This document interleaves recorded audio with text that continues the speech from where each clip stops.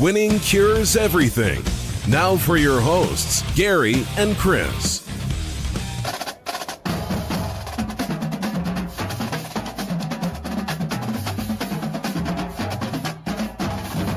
Welcome in, Winning Cures Everything. It's the Friday, January 28th edition of the show.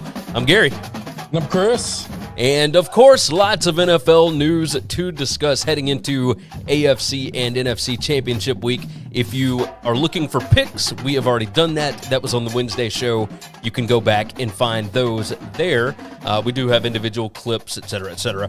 There's news going on in college football, much more in the NFL, and we're going to talk a little bit of college basketball towards the end of the show. But, Chris, I do want to start off today with Ben Roethlisberger has retired as the quarterback of the Pittsburgh Steelers.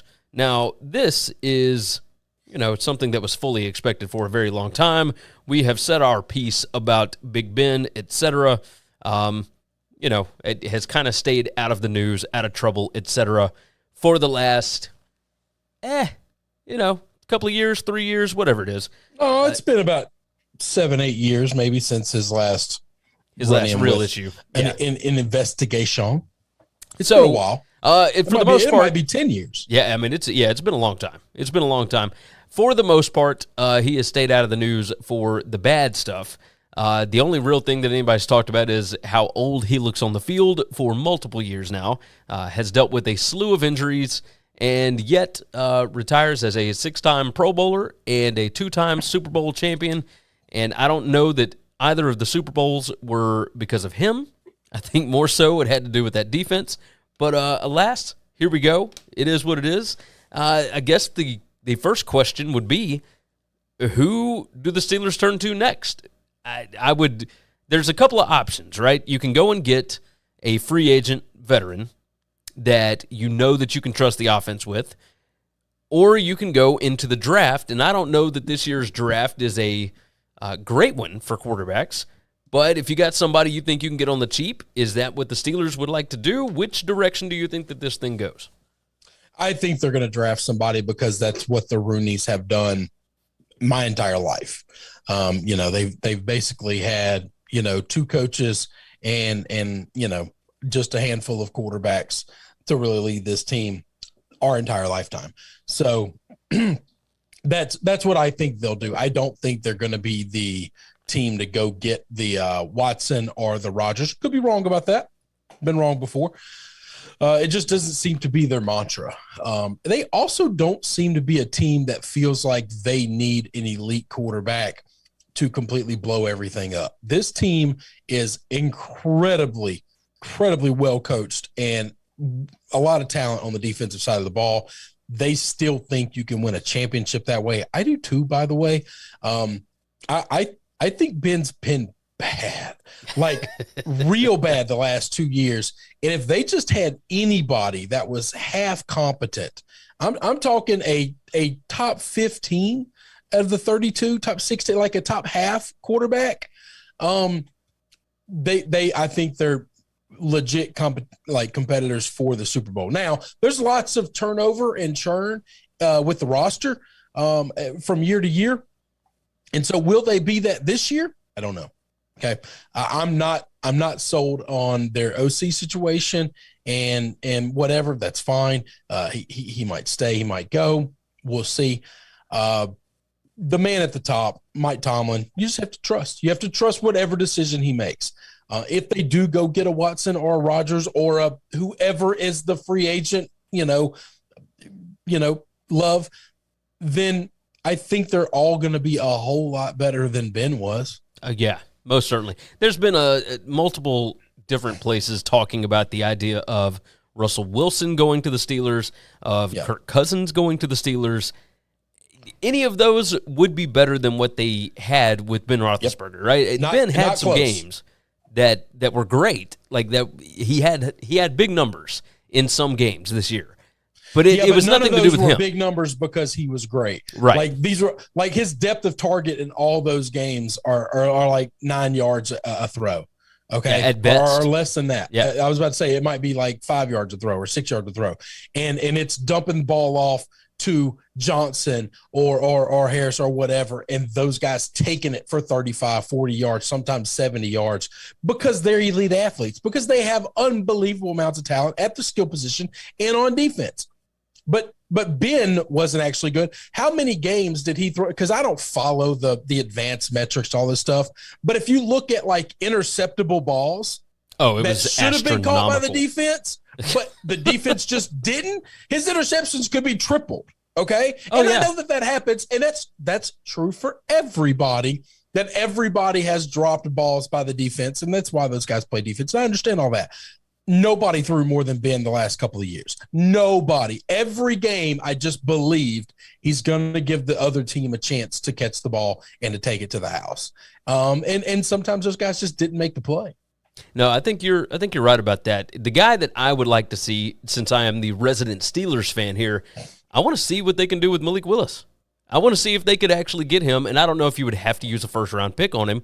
I think you're going to. I think so too. Because you're going to have to use a first-round pick. He's a massive, massive talent, a lot of upside, but he's one of those players very much Lamar Jackson-esque, right? That means they're moving up, though. Oh, yeah, they'd have to. They'd certainly have to. The fact that this team made the playoffs. Have they ever done that? They have. Maybe I think they moved up to get Ben, right? Yeah. So okay, it's not a often. long time ago. So when you are in a dire situation, because you are not going to go into next season with Mason Rudolph as your starter. You just can't. No, not if you want to be competitive. And I believe that Mike Tomlin understands. Not that he understands. I think the whole organization wants to be competitive on a year-in, year-out basis. Yes. And where we didn't think that they would be very competitive this year, they made the playoffs again. I don't understand how they continue to do it, but you get a guy behind center that is competent and maybe a superstar, and there's no telling what this franchise can end up doing over the next 3, 4, 5, however many years, especially if you get one on a rookie deal. Completely agree with that. So let's jump off of that. Let's do a little college talk for just a minute. Let's talk about the Big Ten. And Gary Barta, the athletic director at the University of Iowa, let it be known to a reporter from The Athletic, and the name escapes me at the moment, but he told him basically that the Big Ten is looking into eliminating divisions and moving from 9 conference games down to 8 so that they can create more interesting non-conference matchups. And a lot of people believe that this has to do with the alliance that was made between the ACC, the Pac-12, and the Big Ten. Now, this would all go into effect after the 2022 season. That's when the media rights deals end. I think that this is exactly what the SEC is going to do as well, regardless of the dropping from 9 conference games to 8. The SEC is already at 8, and they have shown you can be successful doing that. With eliminating divisions in the Big Ten, I think that's a big, big thing. If you look at the recruiting rankings, on early signing day, for the majority of the day, until the very end, Iowa ended up jumping up and becoming one of the top 7 recruiting classes in the Big Ten this year. But it is the Big Ten East by a wide margin over the Big Ten West. The Big Ten West has not won a conference title since 2012, 2013, somewhere around there. It's been a while. Yes, a long, long time. And obviously that has a lot to do with the fact that Ohio State is on that side, but also Michigan State, Michigan, Penn State. You have the powerhouses, sans Wisconsin, sitting on the opposite side. If you get rid of divisions and you just do this thing round-robin pod style-ish, now obviously you can't do round-robin with 14 teams, but I think it's a genius idea. You can create better schedules going forward, and not that anybody really wants to see Ohio State play against Duke or Michigan play against Boston College, but you will have some more interesting non-conference matchups, and I think it's easier to get through the conference slate for some of these teams that may not be awesome, they may not be great, but you could have that one really, really good year where you don't have to play somebody else that's a powerhouse in the Big Ten. Do you agree with this being a good move? Yeah, I think it's a good move. I think it's really funny that the Big Ten is one of the most critical of the SEC over the last several years of we play 9 conference games and you only play 8. And now they're like, we would like to go down to 8. And it has nothing to do with other than we want more home games. I believe that. You can say it's for the alliance, but I'm gonna bet that extra game falls more in playing, at home than not, especially for their big teams that have big time home field advantages. This is a situation where they will send the Rutgers and the Marylands and the Northwesterns to the Pac-12 for them to get an extra home game. And then they will take an extra home game for the Ohio States and the Michigans and the Michigan States. I believe that that's probably going to happen because I don't trust any of the people that run any of these conferences. They're all corrupt and they all feed the brands that need to be fed. And who do they feed them? They feed them the brands, regardless of how good those brands are at the actual game they're playing. They don't matter to the conference. And so they feed them to those that do. That totally makes sense. How do you feel about this maybe affecting their TV rights deal that's coming up? Do you think it affects it at all? Because I don't know that it does. Well, no, it absolutely will if they can somehow put into writing that we're not replacing these games with also rans or pay for wins, and they definitely do replace them with Power 5 teams. Then I 100% think that that's going to get them more money. Yeah, I 100% think it's going to get more. It makes sense. That way you've still got the same number of home games against Power 5 teams that would be good for inventory, right? But you got to think as a television network, not just they're replacing them with Power 5 teams, they're replacing them with what they're assuming are going to be much better football games. Agreed. Now, I don't know that they will be significantly better than what the Big Ten would have offered with that 9th conference game, but... Oh, I do overall. I absolutely do overall. Because I still think you're going to get your Ohio States, Michigans, and Penn States, and your big brands to play one another because they're rivals. You're just going to not get Ohio State Rutgers every year. Oh, no, I certainly agree. And right now you are, and therefore if I can rotate them off and rotate in an Ohio State USC, that's going to get a monster number, and you as the TV network know that that's going to happen. And let's forget USC. Let's take a smaller brand, but still comparable. UCLA, like in football, UCLA is not close to the brand USC is, especially television wise. That's still going to do a monster number compared to a Ohio State, Maryland. That's true. That is incredibly true. You put Ohio State or Michigan or Penn State or whatever against like we said, the smaller ones. Put them against NC State in the ACC. Something along those lines, and it's going to do numbers. People would like to see the matchup that you don't normally get. Ohio State, Oregon this year was a massive draw, right? And you can say this is about the alliance, but please do not forget the fact that I guarantee you more Big Ten teams are going to want to play SEC teams. Oh, yeah, that's still going to happen. Because those are big numbers. Oh, yes. Big numbers. And outside of our top-heavy ultra, top tier teams, those Big Ten teams can hang with everybody else in the conference. Oh yeah. So, a Wisconsin Auburn game would be awesome. Like it's not like Tennessee and Purdue wasn't one of the best bowl games that we got all year. This is true.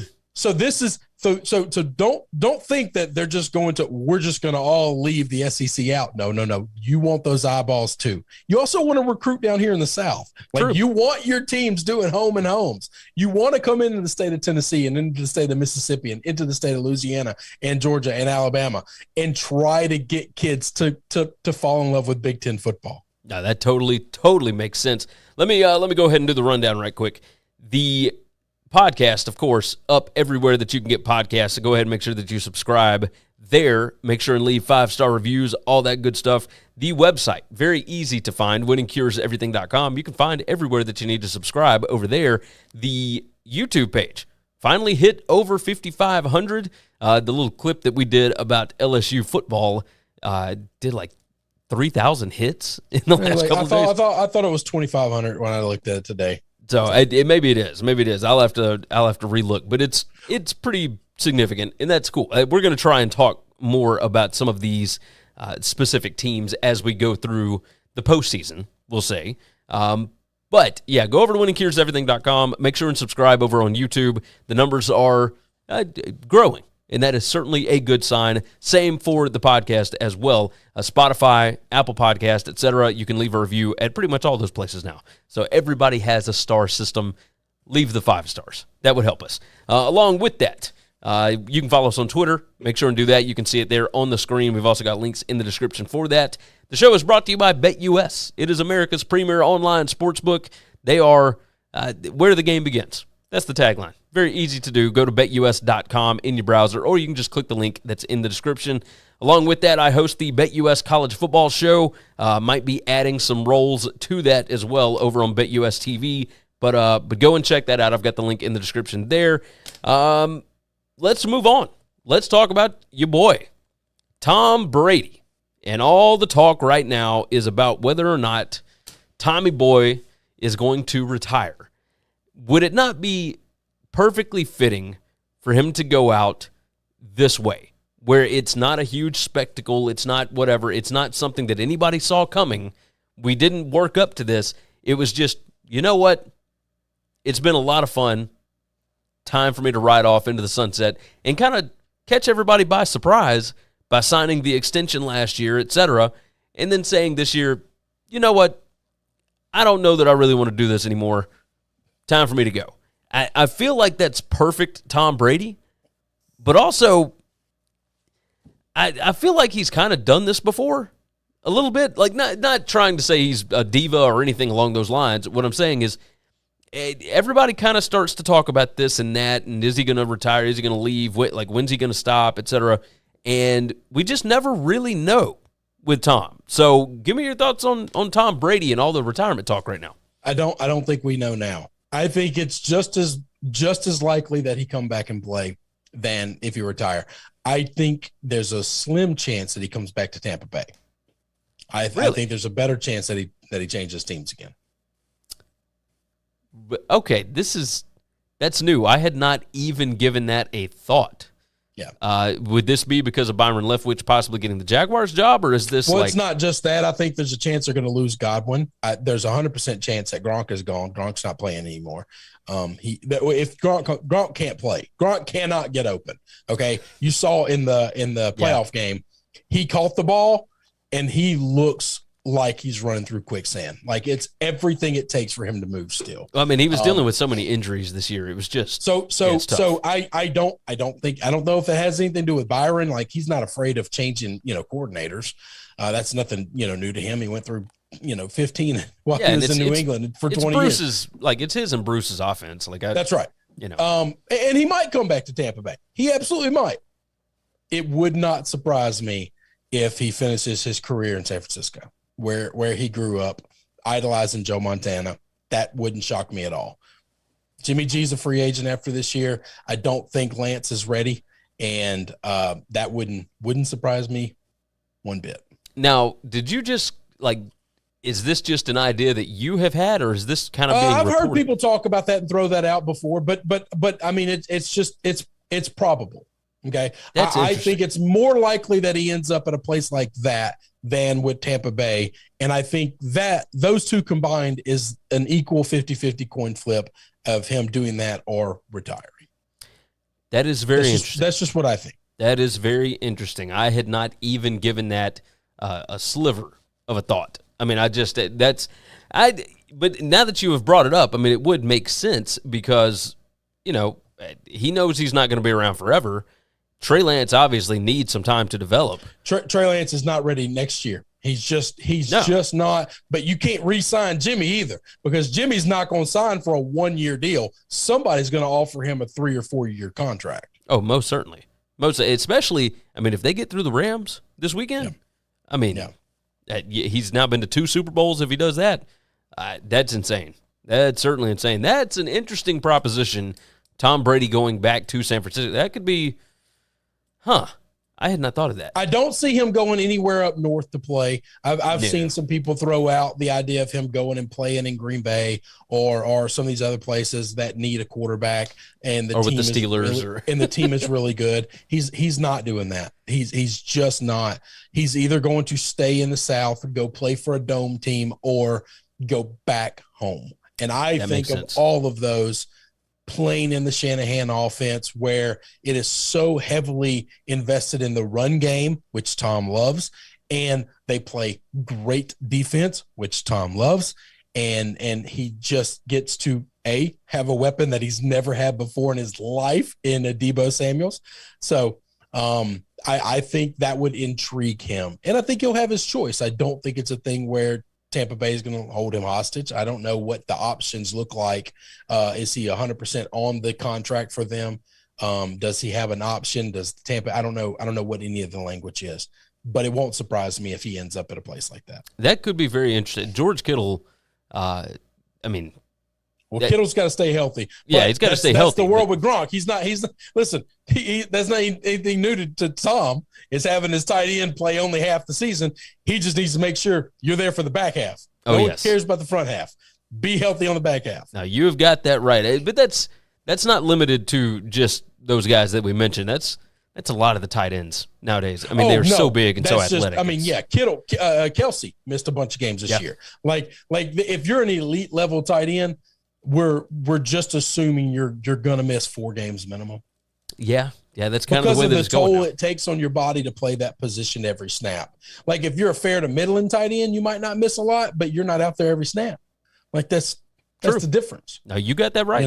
Noah Fant deals with the same issues, can't stay on the field, but he's one of the most important weapons there. So yeah, when he's there, he's unbelievable. Let's move off of that quarterback. Let's talk about what is going to happen with Aaron Rodgers. Now, obviously, we talked about this last offseason quite a bit. Would he retire? Will he force a trade, etc.? This year, it makes it a little bit easier, but also the relationships in Green Bay have been reportedly significantly improved, right? At least we are told that. Now, there's a lot of things that they got to figure out about the roster because they are way, way over the salary cap. I've gotten a ton of DMs asking me about this on Twitter, and I don't know if you've had the same thing, and I don't know what to think about this. A lot of people believe, and we're going to talk about the Broncos here in a minute, but a lot of people think he might be headed to the Broncos with Nathaniel Hackett. Maybe. I mean, who knows? There's any number of teams where he could go, but his cap hit, I believe, for next year is still sizable. That's going to be huge. Give me your thoughts. Yeah. No, but Broncos were like the number 1 pick for him last year, right? Right. Like, and you've already talked about that roster. That's where we all thought he was going to go last year. And Green Bay just said, we're not trading him. And then they reworked the deal for the purpose of giving them flexibility to trade him. So yeah, I think that's still a major, major possibility. I can't imagine him coming back to Green Bay. The problem is if you're Green Bay, what do you do? So like more than Rodgers, I almost don't care what Rodgers does anymore, right? Like This guy has been a diva his entire life. All last offseason, the entire media just blew this guy's hog every day, talking about how smart he is and how Green Bay is the problem, and Aaron is a godlike figure, and nobody should ever question him. And then, oh God, he doesn't align with our COVID thoughts, and now he's the worst person on earth, and he's a piece of trash, and we don't want anything to do with him. I find that entertaining, and I find that a little funny. Been on record, don't like this guy for a long time. Great football player, piece of trash person. I think he's probably gone, and I don't really care where he lands. I think wherever he lands, they're going to be real good at football. Oh yeah. And if he goes to a place like the Broncos, that's going to make that division pretty damn interesting. Yes, him and Patrick Mahomes in the same division. Justin Herbert. Listen. Yeah, Herbert too. All the best quarterbacks are now in the AFC. And then we still got to see what the Raiders do. Yeah. All the best quarterbacks are in the AFC right now. How dare you belittle the name of Matthew Stafford? Listen, all the best quarterbacks are in the AFC right now. Everybody in the world would take Patrick Mahomes over Stafford. Everybody in the world would take Josh Allen over Stafford. They would all take Joe Burrow and Justin Herbert over Stafford. They would all take them over him. Okay? Yeah, all you're not wrong. Quarterbacks. The two guys holding up the NFC are both in their 40s and mid to late 30s. Okay. True. All right. Name a young guy that's in the NFC that's carrying the water.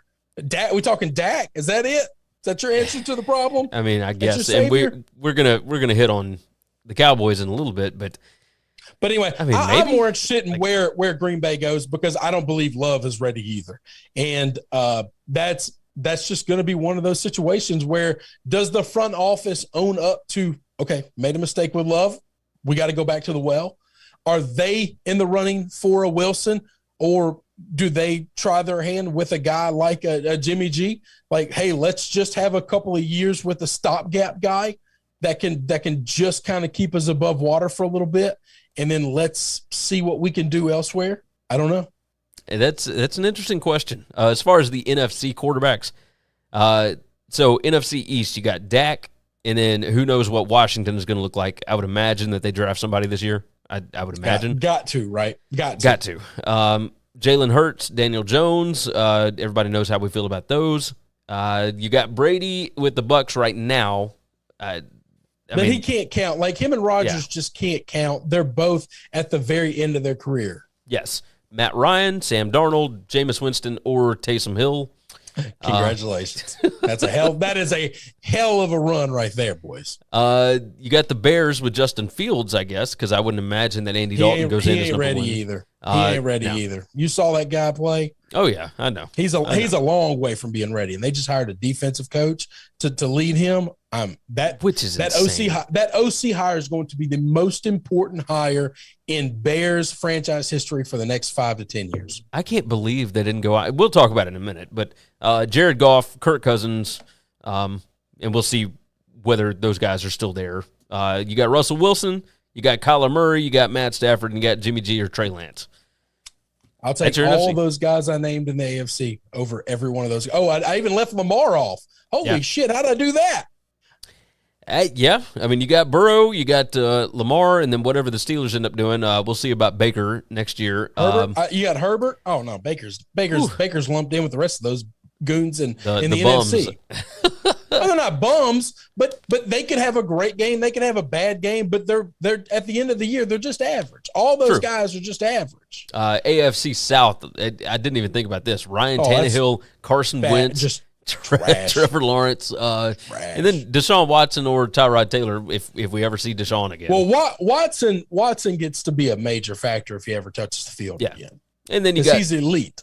You got Josh Allen, Mac Jones, Zach Wilson, and Tua. So yeah. Right now, Josh Allen is cream of the crop, and those other guys are possible potential, but I think all going to be just kind of okay. True.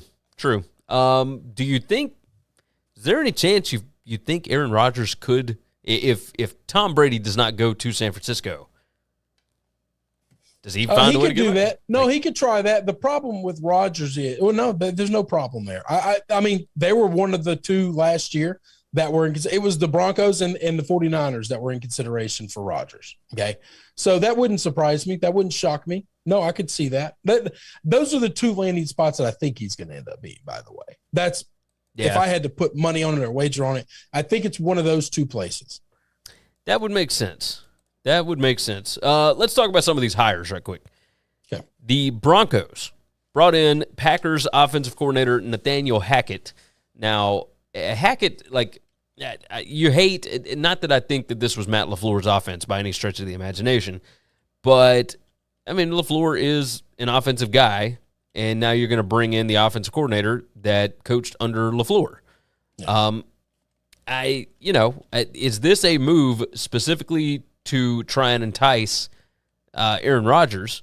Because we have seen coaching changes made very quickly after a season if things don't go right, if they don't get the right guys in place, etc. NFL teams are not scared to fire a coach after 1 year. You think that it's possible this was just done so that Aaron Rodgers knows somebody there if he were to come over to the Broncos? Maybe. And don't think that there's not, inside talk going on. There's not tampering going on with all these guys, okay? Like if there's a world where somebody there knows, hey, Rodgers wants this guy. He wants to be in Denver. He wants to play with this coach. he's got a good relationship with this person. You make this happen, and this is just how all the pieces start to fall. So that wouldn't surprise me. I think there's a chance that after Rodgers, if Rodgers doesn't go there, no matter how they do, Hackett might be a one-year coach anyway, because we're going to have new ownership, and new ownership might want some kind of say in what's going to happen to the team that they own. So that gives you a little bit of an out and a little bit of kind of escape to get out of these things. So we did have, let's see, Nathaniel Hackett was the offensive coordinator for the Jaguars when they actually made the AFC title game. AFC title game, yeah, with Blake Bortles. Yep, sure enough. So Blake Bortles and Chad Henne was the other quarterback that was on the roster. Interesting. Yeah, I mean, maybe I could see that. He's been the offensive coordinator in Green Bay since 2019. So, I mean, I'm sure he's got a good rapport with Aaron Rodgers. But outside of that, I mean, you certainly needed some offensive philosophy in Denver regardless.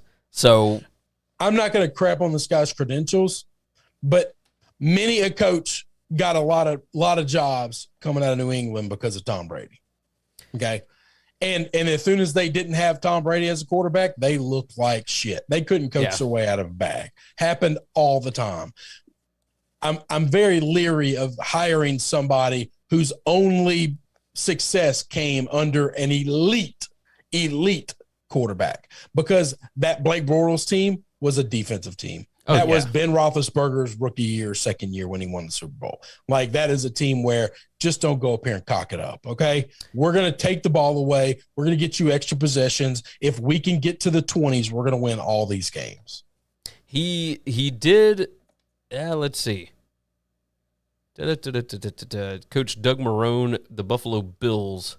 Let's see. That's who he was with in Buffalo. So Nathaniel Hackett was the OC when the Bills went 9-7 back in 2014. They made a couple of playoff runs with Tyrod.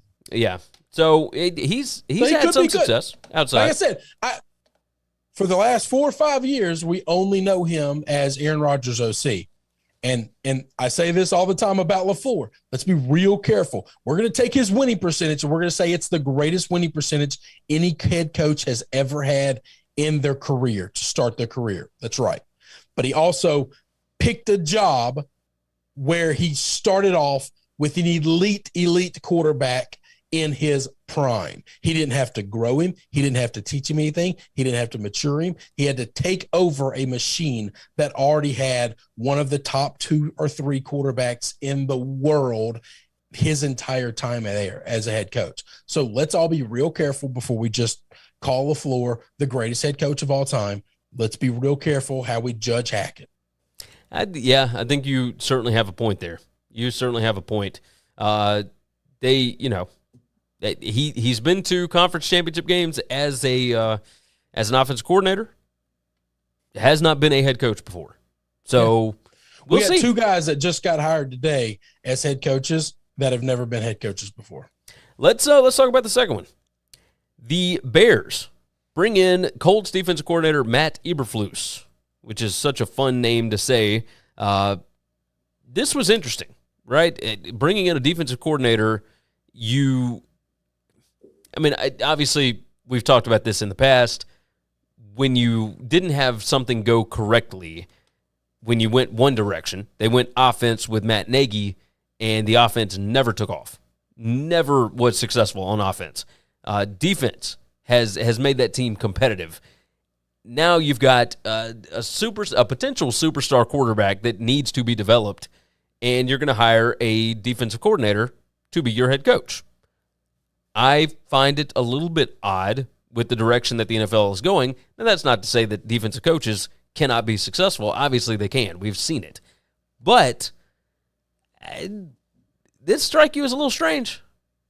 No, mainly because Chicago is a defensive-minded team.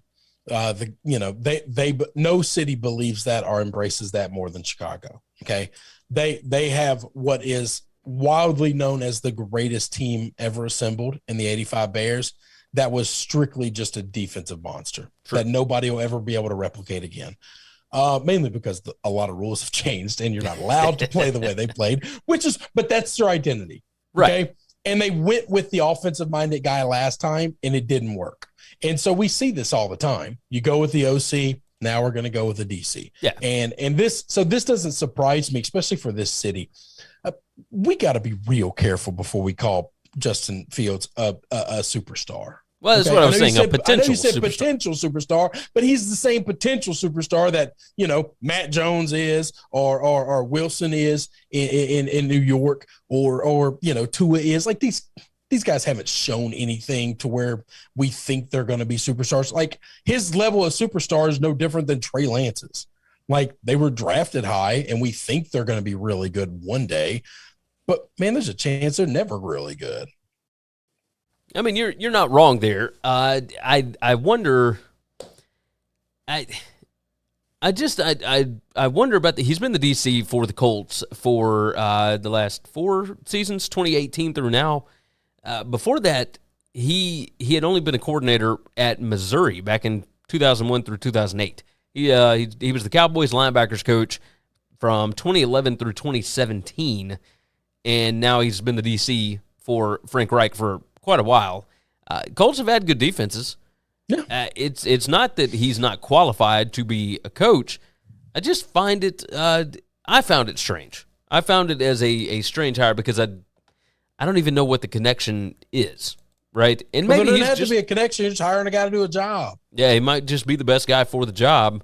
We'll Here's see. the deal. I don't have a problem with going and getting somebody new and fresh. Okay. Right. Like seeing the same old guys get their hand in a job, at some point in time, what did we do when Mike McCarthy got hired? Everybody kind of turned their nose up at it and laughed. Like, come on, really?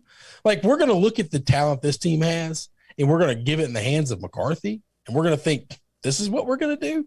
Like we all know what you're getting there. True. Okay. So I don't know anything about Hackett. I don't know anything about Eberflus. I other than what I've seen, and I'll judge them based on that. But it's better than just going and getting another retread that we've already seen be a failure somewhere else. True. The Colts situation there, why Eberflus is there, he was not brought in with Frank Reich. He was hired to be the defensive coordinator under Josh McDaniels. Yeah. And when all that stuff went sideways, the general manager, Chris Ballard, it says, was very persuasive and very strong in his conviction to Reich that Matt was the right guy to be his defense coordinator. And he was credited with, it says, instilling an ultra-demanding culture of hustle, discipline, and teamwork that helped turn the Colts from a 4-12 team in 2017 to a 10-6 playoff team in Frank's first year. Very interesting. So we'll see. Obviously, the defenses have been good with the Colts. That's not really been an issue. Let's talk about another defense coordinator, and that would be Dan Quinn, who is the DC for the Dallas Cowboys, of course, formerly the head coach of the Atlanta Falcons, and was the DC for Pete Carroll with the Seattle Seahawks for a long, long time. He completely turned around the Cowboys' defense this year. I mean, now part of that might have been some of the people that they brought in with Micah Parsons, et cetera. But when you also look at his options, it looked like he at least had the opportunity to interview for multiple head coaching positions. Does this have more to do, and this is just me brainstorming, if McCarthy does not get this thing turned around next year, not turned around, they've obviously already turned it around, is there a chance he ends up as the next head coach of the Dallas Cowboys if they don't get a playoff win next year? Man, there's a chance. That was my thought process. Would you rather be the coach of the Cowboys or of the Jags, the Giants, et cetera? Right? Yeah, I mean, there's a chance. I could see that. I could see that being something worth holding on to.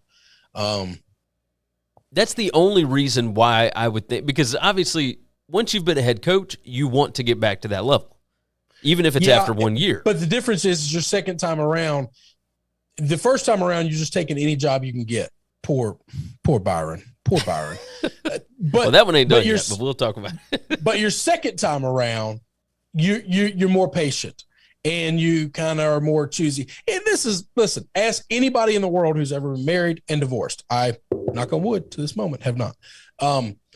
But like anybody who's gone through that, if they ever get remarried, guy or girl, man or woman, doesn't matter. Like their second time they choose that whatever spouse, they're far more cautious. Oh yeah, they're going to date so much longer, and they're gonna check into a couple of it because they've been down that road. They're not super excited about being married instantly. While when you're younger, it might be something you're excited about and you're looking forward to and you're ready to jump into. It's the same way with these coaches. Okay, true. When one of the 32 teams calls you and says we would like you to be our coach, it is just knee-jerk reaction to say yes, sir. I would take that job. I am so excited to be here. And because there's only 32 of these jobs, they're very precious, they're very valuable, and they're really hard to come by. Okay. The problem with that is we all as fans, especially, see the pantheon, and we know what jobs are good and what jobs are not. True. Okay.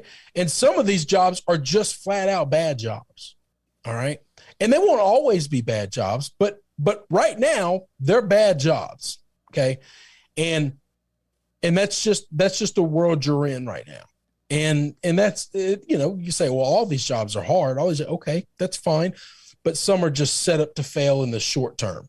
And so if you go in, we'll take the Cardinals from a couple of years ago. All right.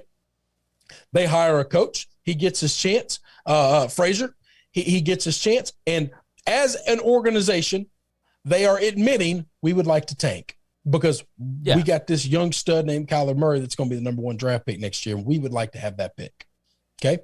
So they tank with Leslie Frazier. Well, with it was Steve Wilkes. Oh, Steve Wilkes. Yeah. I'm so sorry. I got those two guys confused. Sorry. It was Steve Wilkes. They tank with Wilkes. And then as soon as the season's over with, everyone looks at his resume and was like, dude, you didn't win any games. Get the hell out. Like, wait a minute. How the hell is this on me? As an organization, we wanted to tank. We did tank. I was successful in our mission. We're going to get the next hot stud, and I don't get to be a part of the rebuild. I don't get to be a part of coaching the hot guy. No, you just got to sit in this chair and take the bullet. Somebody's got to take the bullet. I mean, the more recent example really would be the Texans this year with David Culley. Oh, David Culley. Another example is sit in this chair, and when we get to the shores, you're the first guy to run on. Okay. And while they're shooting at you, we'll shoot at them. There you go. This is what happens to so many of these guys. All right. And I think as you're Dan Quinn, you're not taking those jobs. You're now smart enough to get to the back of the boat. Okay. True. You don't want to be the first guy off when we hit the shores. You want to sit in the back and you let a couple of other guys take those bad jobs, and then you can sit and wait. Now, I'm happy with this job. Is this the job I want? No, but I'm just going to keep doing it the best I can until the job I want comes open. And he's already got a good resume. He made it to a Super Bowl. Obviously, it didn't go the way that he wanted it to. But when you look at his last season with the Falcons, started off incredibly poorly. Yeah, but won 7 of his last 8 games, got it turned around midseason. He can always look at them and say, if they had given me that extra year, we had everything set up to be successful. No. He did not win 7 of his last 8 games. He was fired midseason. But no, I don't think that's right, is he? Yes, he was fired midseason. The DC for the Rams right now. Oh, shit, he used to be a head coach. His name's gone. He took over and turned the team around, and then they went on a run because people thought he had a shot at getting that job. And then he didn't get interviewed for any head coaching job, and so he took the LADC job, which is a fantastic job. Yeah. So Dan Quinn did not. Dan Quinn lost that team. Dan Quinn lost that locker room. He went 0-5. After the Super Bowl, he collapsed. He failed. Okay? Yeah. That's it. And that happens. But that doesn't mean he's not going to be a good head coach again. All right. Maybe he will. Maybe he won't. Maybe he'll just be a failure wherever he goes as a head coach, and he'll just always be a good DC. I don't know. I don't know. I know this. He's smart enough to not take the Jags job. He's smart enough to not take the Texans job. Okay. Or the Giants job, for that matter. Or the Giants job. Yep. Those are 3 jobs that I sitting right here in a studio in Olive Branch, Mississippi, would not take. Well, that's not true. I would take them. I would be a huge embarrassing failure. Okay, not that I would be successful at any of these jobs. Okay, I'm not close to having. But you would be paid well. Yeah, you'd be paid well to be an embarrassing. I'll take the bullet. All right, I'll get on. You know what? I'm wrong. Call me up, Jacksonville. I'll take that bullet. Call me up, Texans. I'd rather live in Houston than Jacksonville. That makes Call sense. me up, Texans. I'll take that bullet. First guy off the boat. Bam! You can shoot me tomorrow. That's fine. Easy enough. Easy enough. Just make sure that check clears. Let's talk about some of these. What do you have any news, any kind of information on the Giants, Jags, Dolphins, any of that kind of stuff? I haven't seen anything. I thought the Byron Leftwich thing was done. It is not done as of right now. Apparently, there's a hang-up. He wants the GM in Jacksonville to be fired because he has a guy that he wants. He doesn't trust the GM. Well, and I'll tell you this. Every fan in Jacksonville wants the GM to be fired there also. That I'm going to bet a lot of those players. Like, this is a situation where that whole organization needs to be turned. You can't just blame the head coach. Not that Urban was anything positive at all, but everybody just needs to be churned over from that. If you were involved in the Urban Meyer question or decision, you need to be gone. This from Adam Schefter. If the Raiders and Josh McDaniels get their deal done to make him the next Vegas head coach, did you even know that was a thing? I knew he was interviewing for some of these jobs, but I didn't know which ones and I didn't know what. So apparently, the potential OC replacement in New England would be Bill O'Brien. That doesn't surprise me. Doesn't surprise me at all. I was looking to see if there was anything new regarding Byron Leftwich, but that's the latest thing is that he best thing that could ever happen to Byron is them not turn that GM over and he stay where he's at and just be a little bit. I know you're anxious, young son. I know you're anxious, man. You want that first head coaching job because you feel like if I don't take it now, I might not ever get it because the call might not ever come again. I understand that. But interesting news. Don't take a job where you're just going to be a sacrificial lamb. Everybody knows what you want. Yeah, everybody knows that we are recording on Thursday, or at least you should know if you don't by now. The Saints have requested today to interview Byron Leftwich. That doesn't make. I mean, that makes sense. I'm sorry. That makes a lot of sense. I could see that. I could see him with James. I'm gonna say this. That's another job I would not want, by the way. No, because that thing is a train wreck right now. No. I mean, they are in salary cap hell, and they are really inept in a lot of talent positions. Let's see. Mike Jurecki, who is a Cardinals digital content correspondent or whatever, he said hearing the Jags are close to hiring Adrian Wilson as their GM and Byron Leftwich as their head coach. So hang on. They're close to hiring somebody else. Is the other GM still employed? As of right this second, yes. How are you going to hire somebody else? How are you close to hiring somebody else when somebody else is sitting in the job? At least fire the son of a bitch in the job before you hire another guy. Don't get me wrong. I agree with you 100%. But we have seen this a lot, right? I know. This is it. I mean, it's been weird. We don't even see the firing take place because I guess some of these places are totally fine with, hey, we're just going to hire who we want, and then we'll let you know on the back end. That is a red flag central. That's another reason why I wouldn't want to work for that organization. I mean, we saw that with Miami, right? With the Hurricanes. Yeah, with the Canes. That's exactly right. That's exactly. I was just trying to think, who the hell just did this, man? That's another. Obviously, that's college, and it was a weird. But it's still the same principle as going in. Yes, like they're literally courting another person to be the head coach, and the head coaching position is filled. Yeah. That's it's strange. It is certainly strange. I've seen Brian Dable as a leader for the Dolphins, but I also saw him as a leader for the Giants. He'd be a fool if he took the Giants job over the Dolphins. I agree 100%. He'd be I would take a substantial pay cut to head to Miami. Oh yes, just to avoid what's going on in New York. Oh, I mean that place is just it's a disaster right now. Now the difference is I think you get to name your GM, right? Yeah, I think so. They hadn't hired a GM yet, right? No, they hadn't hired one yet. But it depends on how the ownership does it, right? Like, yeah, I don't know, man. That roster needs a lot. Yeah. At least the Miami roster, I think, has a lot of assets. Oh, most certainly. So if you don't like, let's say you don't like Tua and you want to move on, like you got pieces to move on, right? True.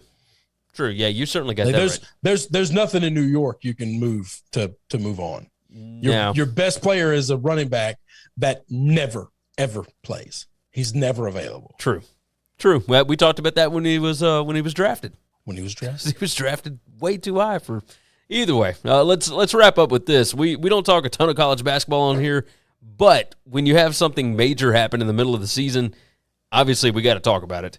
Louisville has fired their basketball coach, Chris Mack, the guy that they brought in from Xavier that was supposed to come in and do it the right way, etc.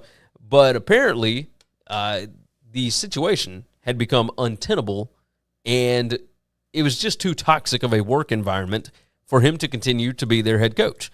It is strange to me. Just 2 seasons ago, he had this team ranked number 1 in the country, and early last year, like they didn't make the NCAA tournament last year, but they were really, really good early last year, and things fell apart. And then, of course, you've got the extortion case and whatnot that went on with him and Dino Gaudio, who was the assistant coach that threatened to expose NCAA violations and blah blah. I mean, it was just an absolute mess going on there. Louisville does not have a school president.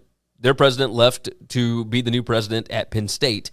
They do not have a current athletic director. They've got an interim as of right now, and yet the boosters are still making moves, getting everything done. The Board of Trustees has said they want this guy out, so he is out. And it was they owed him $12 million. He took 4.8, and they agreed to split.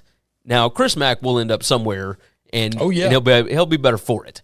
But do you think, there's been a ton of huge names being brought up for the Louisville job. Chris Holtmann from Ohio State, Bruce Pearl from Auburn, Andy Enfield from USC, etc. Lots of big-time guys have been brought up for this job because it is, when it's rolling, a really good job. There's no pro team in the state. Louisville itself is a basketball school. That's what it is known as. I don't know that anybody wants to go get involved in that mess that they've got right now. Why would any of these big names go there aside from they could pay just astronomical money, right? They can pay whatever they want. Would there be any reason other than money to go to Louisville right now? Well, first off, Bruce Pearl would be an absolute fool to leave Auburn. Auburn just built him an absolute palace of a stadium. They have the number 1 team in the country, and they are rolling. Yes. And they also have all the money you could possibly need to support a basketball team. And they have a fan base that is ravenous, and they're about to be seen, I believe, as a basketball school for a while. I think so too. That's insane. Louisville still thinks they're Louisville from 20 years ago.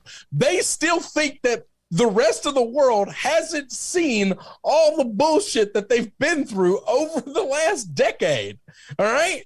They think that nobody cares. We're still Louisville. We're still a powerhouse. Why would you leave Ohio State for this job? Why would you leave Auburn for this job? This place is a complete shit show. You have to show they need to make micro level, okay? Much, much smaller level than Louisville, all right? Mississippi State was a complete and utter cesspool when Jackie Sherrill retired, okay? Right. Complete cesspool of a football program. They brought in Coach Kroom, and Coach Kroom cleaned up the program. He brought some dignity and respect and some pride to a program that was an absolute laughingstock, okay? Louisville is going to have to go through a purging. They need to hire whoever you can find in college basketball. This is a really tough thing. They need to hire the highest character individual you could possibly imagine.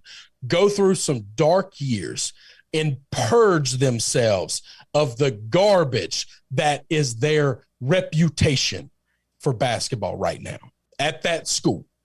Yeah, I think that's the best way to go about it. Go and find the cleanest guy you can find. You think you're going to go get one of these big boys? You're insane. If they pull that off, I don't know what to tell you.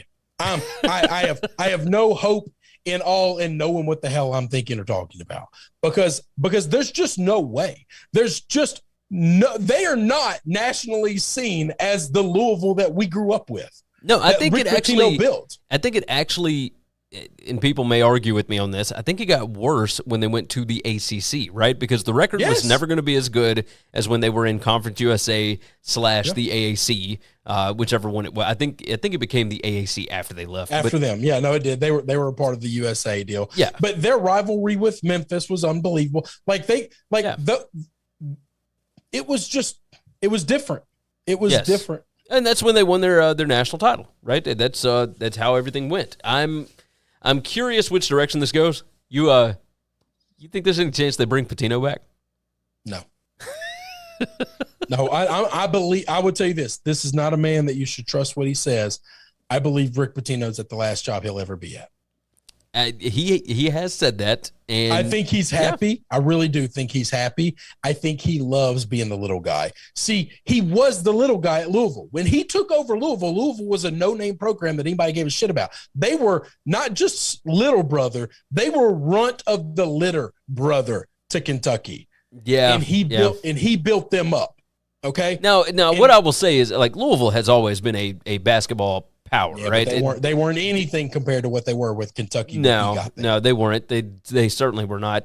Denny Crum was successful for a while, but yeah, it had certainly fallen off when he took over. I think he likes being the underdog. I think he likes playing the big boys. In his conference, obviously, he's the shark swimming with fish. Okay, right. But he likes when his team gets matched up in the tournaments with the big boys, and he's catching big time points, and nobody thinks they should win. But the people that know Rick Pitino say, don't bet against that guy. Don't bet against that guy. I don't care how good that other team is. Don't bet against that guy. That is, I think he enjoys that. He's paid well. The job has no pressure whatsoever on him. It's just he gets to go to work every day. He gets to do what he loves, and he gets to go home, and he's got the protection around him of people that are just going to always protect. There's no reason for him to leave. No, I have no idea who they hire. And if they went and hired a shark like Pitino, I just think that's the wrong. Now you're just getting deeper and deeper into what people think you are. Yeah. No, that you're 100% right. 100% right. This is not getting caught paying kids, and so I think your program is dirty, because I don't care about that shit. I've never cared about it. It doesn't matter what school does it. I've been consistent across the board. This school has got problems. These are coaches like extortion issues, covering up major sexual assault allegations. Like this is different stuff. And don't get me wrong, they have cleaned out the majority of the athletic program, but that's right. It has but just the coach that just left was part of some of that stuff now. Yeah. No, you're not wrong. So you can't say they cleaned that out. Like, well, they thought they had cleaned it out. The guy that was there yesterday wasn't clean. That's what's crazy is he was viewed as the clean guy. He was supposed to come in and kind of clean this thing up, and even he got caught up in it. I know. And that tells me the problem goes so much deeper. The problem goes so much deeper, because I'm going to bet a lot of these guys have the intentions of running a clean program. But the people that run these programs, boosters and whoever else, just you just get caught up in saying, well, this is how they've done it forever. And if I cross those guys, I lose my support. And so I got to kind of just keep doing business the way they do business. I don't know. I don't know enough to know about how they do it. I'm just telling you, you start getting extortion issues and things like that, we're getting problems. Oh, you've certainly got that right. All right, let's go on and wrap this thing up. We have been going for an hour. You guys have been awesome. Of course, go and check out the Twitter page, the YouTube page, etc. If you have not already, we certainly appreciate everybody listening on the podcast. Yeah, the outro tells you everything you need to know. Go to winningcureseverything.com, BetUS. That's where the game begins, BetUS.com, and, of course, the BetUS College Football Show. Let's close this thing up, Chris. To everybody out there that is paying attention to us, we certainly appreciate you guys. Take care of yourself. Take care of each other. And hopefully all of your tickets cash this week. Thanks for checking out Winning Cures Everything. If you want to keep up with us, hit subscribe on YouTube or your favorite podcast app. Visit the website at winningcureseverything.com, or you can like us on Facebook or follow us at Winning Cures, at Gary WCE, or at Chris B. Giannini on Twitter. Share out the show. Leave a nice